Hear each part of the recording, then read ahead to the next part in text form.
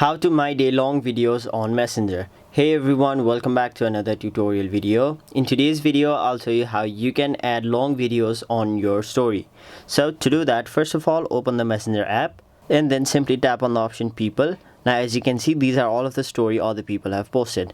Now tap on the option add to story. Now for example, let's try this 44-second clip on our story. So as you can see, it is saying video must be 20 seconds or less to send or add to story. So since we are here to add long videos, we'll simply discard this. And now there is one way on how you can add long videos to your Messenger story. That is by simply going to someone's chat. After that, simply choose the video you want to add to your story. After that, instead of sending, tap on the option edit. Now once you've done that, you will see the option your story. Simply tap on it. And then as you can see, it is saying added to story.